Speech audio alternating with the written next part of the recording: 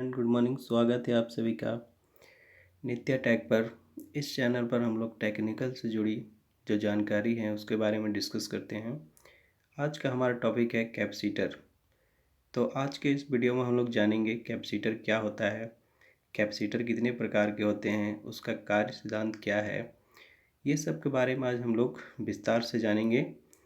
तो चलिए हम लोग जानते हैं कैपेसिटर के बारे में, कैपेसिटर क्या होता है। तो सबसे पहले आज का हमारा जो टॉपिक जो है कैपेसिटर क्या है, तो चलिए देखते हैं कैपेसिटर क्या होता है। तो याद रखिएगा, कैपेसिटर एक पैसिव एलिमेंट है। समझ में आ रहा है? कैपेसिटर एक पैसिव एलिमेंट होता है जो एनर्जी को क्या करता है, इलेक्ट्रिकल चार्ज के रूप में एक जगह स्टोर करने का काम करता है।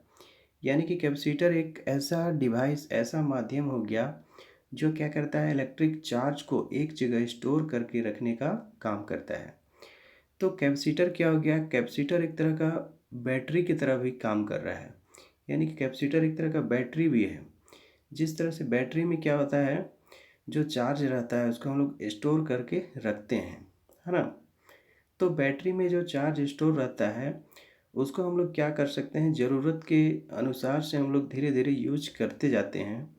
लेकिन कैपेसिटर जो एक है माध्यम है, कैपेसिटर के माध्यम से जो भी चार्ज स्टोर रहता है उस चार्ज को हम लोग क्या कर सकते हैं, यानी कि कैपेसिटर ऐसा माध्यम है, वो क्या होता है, चार्ज भी क्या होता है, बहुत ही जल्द हो जाता है।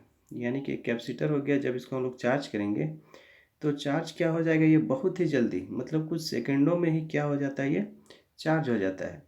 और जितना जल्दी ये चार्ज होता है उतने ही जल्दी क्या कर लेता है, अचानक से क्या कर लेता है, जो भी चार्ज रहता है उसको छोड़ देता है ना।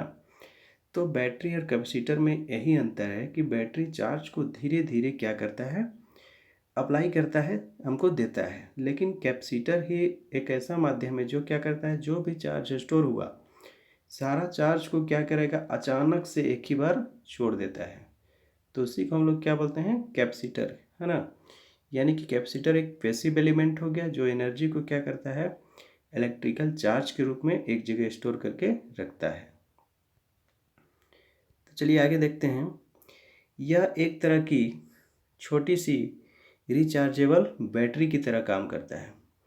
पहले में मैंने डिस्कस किया कि कैपेसिटर क्या हो गया, एक तरह का रिचार्जेबल बैटरी की तरह काम करता है। यह जो होता है बहुत कम समय में क्या हो जाता है, चार्ज होता है और डिस्चार्ज भी हो जाता है। हिंदी में इसे, यानी कि जो कैपेसिटर होता है उसको हिंदी में संधारित्र भी कहा जाता है। इसे हम लोग बोलचाल की भाषा में कंडेंसर भी कहते हैं। समझ में आ रहा है? तो बोलचाल के भाषा में याद रखिएगा, जो कैपेसिटर होता है उसको हम लोग कंडेंसर भी कहते हैं। चलिए आगे देखते हैं। कैपेसिटर का मात्रक, याद रखिएगा कैपेसिटर का मात्रक, है ना। कैपेसिटर का जो मात्रक होता है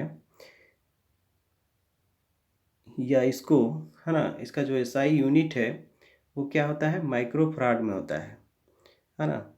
ये जो कैपेसिटर होता है उसका यूनिट क्या होता है, फ्राड में होता है या तो माइक्रोफराड में होता है। इसका जो सिंबल होता है, यानी कि जो कैपेसिटर रहेगा उसको एफ के द्वारा सूचित किया जाता है, दर्शाया जाता है। ये जो कैपेसिटर है, कैपेसिटर का जो आविष्कार है ना, कैपेसिटर का आविष्कार सबसे पहले, यह कैपेसिटर का आविष्कार जो हुआ था, जर्मन के एक वैज्ञानिक थे, है ना, जर्मन के एक साइंटिस्ट थे, है ना, एडवालिंट, है ना, जॉर्जेन वॉल क्लेस्टिन, है ना। ये जो वैज्ञानिक थे, इस वैज्ञानिक ने कैपेसिटर का आविष्कार किया था। नेक्स्ट हमारा टॉपिक है कैपेसिटर का क्या काम है। तो कैपेसिटर का काम क्या होता है, तो कैपेसिटर एक ऐसी डिवाइस है जो क्या करता है, चालक की धारिता को बढ़ा देता है। यानी कि जो चालक है, जो कंडक्टर है, उसकी धारिता को, उसकी क्षमता को क्या कर देता है, बढ़ा देता है। आगे देखते हैं कैपेसिटर की जो कैपेसिटर होता है उसको हम लोग चेक कैसे करते हैं, कैपेसिटर सही है गलत है ना, उसको हम लोग चेक कैसे करेंगे। तो कैपेसिटर को चेक करने का प्रोसेस क्या होता है, इसे एनालॉग मल्टीमीटर या तो डिजिटल मल्टीमीटर के द्वारा हम लोग क्या कर सकते हैं, चेक कर सकते हैं। और कैपेसिटर के दोनों टर्मिनल को मिलाकर एक शॉर्ट सर्किटेड करके इसकी चार्जिंग अवस्था का चेक कर सकते हैं, या जो इसका चार्जिंग अवस्था है उसको हम लोग पता लगा सकते हैं। तो जो कैपेसिटर हो गया उसको चेक करने का माध्यम क्या हो गया, कैपेसिटर को हम लोग मल्टीमीटर, या तो दो तरह का मल्टीमीटर होता है ना। मल्टीमीटर का भी हमारा जो चैनल उस पर वीडियो डाला गया है, उसको आप लोग देखिएगा तो सही से समझ में आ जाएगा कि मल्टीमीटर कितने तरह का होता है और उसका कार्य कहाँ कहाँ पर कैसे कैसे हम लोग प्रयोग करते हैं। समझ में आ रहा है? तो चलिए, समझ में आ गया कि मल्टीमीटर का जो कैपेसिटर होता है उसको हम लोग मल्टीमीटर के द्वारा चेक करते हैं। नेक्स्ट हमारा टॉपिक है कंस्ट्रक्शन ऑफ कैपेसिटर। कैपेसिटर का बनावट, कैपेसिटर किस तरह से बनाया जाता है। तो कैपेसिटर में दो कंडक्टर प्लेट होता है ना। कैपेसिटर में क्या रहती है, दो कैपेसिटर प्लेट रहती है जिनके बीच में एक इंसुलेटिंग मटेरियल रखा जाता है। जो इंसुलेटिंग मटेरियल्स जो हम लोग बीच में रखे उसको हम लोग क्या बोलते हैं, डाया इलेक्ट्रिक मटेरियल भी कहा जाता है। कैपेसिटर के लिए डाया इलेक्ट्रिक मटेरियल के रूप में पेपर हो गया, प्लास्टिक हो गया, ग्लास हो गया, रबर हो गया, कुछ भी हम लोग क्या कर सकते हैं, इस तरह का पदार्थ रख सकते हैं। यानी कि दो जो प्लेट हो गया, दोनों प्लेट के बीच में इस तरह का हम लोग डाया इलेक्ट्रिक मटेरियल पदार्थ रखते हैं। तो ये इसका कंस्ट्रक्शन हो गया, मतलब बनावट हो गया। आगे हम लोग देखते हैं working process of capacitor. Capacitor कैसे काम करता है। तो हम लोग देखते हैं, यदि मेटल की एक प्लेट को हम लोग क्या कर देते हैं, बैटरी के पॉजिटिव से कनेक्ट कर दिया जाए तो क्या होगा, प्लेट पर पॉजिटिव चार्ज आएगा, है ना। यदि हम लोग क्या कर देते हैं, कोई भी मेटल का प्लेट को बैटरी के पॉजिटिव टर्मिनल के साथ कनेक्ट कर देते हैं तो क्या होगा, उस प्लेट पर क्या होगा, पॉजिटिव चार्ज आएगा। ऐसे ही हम लोग क्या करेंगे, अगर प्लेट का बैटरी जो लगा हुआ है उसका नेगेटिव टर्मिनल को हम लोग क्या कर देंगे, नेगेटिव जो टर्मिनल है उसके साथ कनेक्ट कर देंगे तो उसमें कौन सा चार्ज आ जाएगा, नेगेटिव चार्ज आ जाएगा। समझ में आ रहा है? जैसे यहाँ फिगर में दिखाया गया है, यहाँ पर डाई इलेक्ट्रिक यानी कि दो प्लेट बना हुआ है, दोनों प्लेट के बीच में हम लोग क्या कर दिए हैं, दो तरह का चार्ज रख दिए हैं, एक तरफ पॉजिटिव है एक तरफ नेगेटिव है ना। इधर नेगेटिव हो गया, इधर पॉजिटिव हो गया। बीच में हम लोग क्या किए हैं, एक डाया इलेक्ट्रिक जो पदार्थ है, डाई इलेक्ट्रिक पदार्थ उसको रख दिए हैं। तो डाई इलेक्ट्रिक पदार्थ में हम लोग क्या रखते हैं, पेपर, लकड़ी, है ना, ये सब पदार्थ को जो रखते हैं उसको बीच में हम लोग रख दिए हैं। रखने के बाद हम लोग क्या करते हैं, जब इसे हम लोग सप्लाई लाइन के साथ जोड़ते हैं तो यहाँ पर देखिए सप्लाई का पॉजिटिव और नेगेटिव टर्मिनल बना हुआ है। तो पॉजिटिव टर्मिनल यानी कि बैटरी का पॉजिटिव टर्मिनल से जब हम उसको कनेक्ट कर देते हैं तो इसमें क्या होगा, पॉजिटिव चार्ज आएगा, और इसमें नेगेटिव के साथ जोड़ेंगे तो कौन सा चार्ज आएगा, नेगेटिव चार्ज आ जाएगा। समझ में आ रहा है? चलिए, समझ में आ गया होगा। अब आगे देखते हैं हम लोग।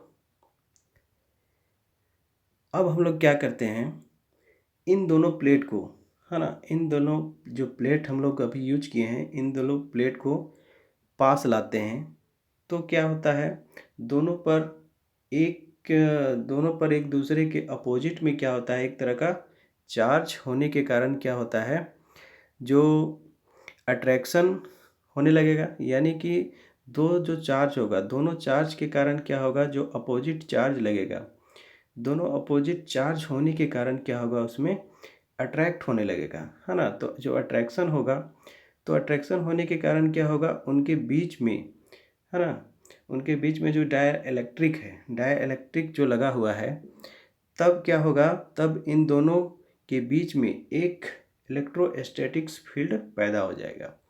यानी कि दोनों प्लेट के बीच में जो डाइलेक्ट्रिक मटेरियल्स रखा हुआ है उसमें क्या होगा, एक तरह का इलेक्ट्रोस्टैटिक्स फील्ड पैदा हो जाएगा। अब बैटरी को हटा दिया जाए, अब बैटरी को हम लोग क्या कर देते हैं, हटा देते हैं।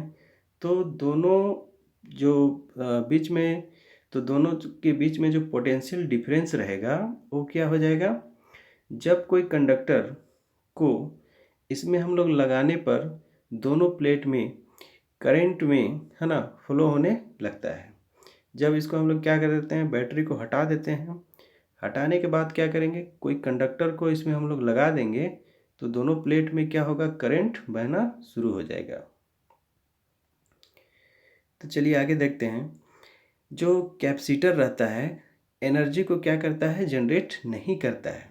यानी कि कैपेसिटर से हम लोग ऊर्जा जो है उसको बनाते नहीं हैं, यह केवल क्या करता है, ऊर्जा को स्टोर करके रखने का एक माध्यम है, एक डिवाइस है।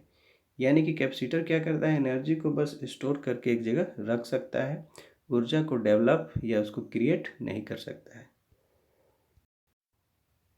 चलिए आगे देखते हैं। जब हम बैटरी या अन्य पावर सोर्स से क्या करते हैं, कैपेसिटर के दोनों टर्मिनल को जोड़ देते हैं, तो कुछ समय के लिए, माइक्रो या मिली सेकेंड के लिए यह कैपेसिटर चार्ज हो जाता है। यानी कि हम लोग पहले भी बताएं कि जब हम लोग कैपेसिटर को क्या कर देते हैं, कोई बैटरी या कोई पावर के साथ जोड़ देते हैं तो कुछ ही सेकंड में, है ना, यानी कि माइक्रो या मिली सेकेंड में ही क्या हो जाता है, कैपेसिटर चार्ज हो जाता है और यूज करने पर वह डिस्चार्ज हो जाता है। और जैसे ही हम लोग उसको यूज करते हैं वह तुरंत क्या हो जाता है, डिस्चार्ज हो जाता है। नेक्स्ट हमारा टॉपिक है टाइप्स ऑफ कैपेसिटर, कैपेसिटर के प्रकार। तो कैपेसिटर के तो बहुत सारे प्रकार हैं, लेकिन कुछ मुख्य जो प्रकार है उसके बारे में हम लोग देख लेते हैं। तो पहला प्रकार है हमारा सिरामिक कैपेसिटर, है ना। कैपेसिटर का पहला टाइप हम लोग देखते हैं, सिरामिक कैपेसिटर। इस प्रकार के कैपेसिटर का प्रयोग, यानी कि जो सिरामिक कैपेसिटर है उसका प्रयोग जो होता है बहुत से अप्लाइंसेंस में किया जाता है, चाहे वो ऑडियो हो या तो आरएफ हो, है ना।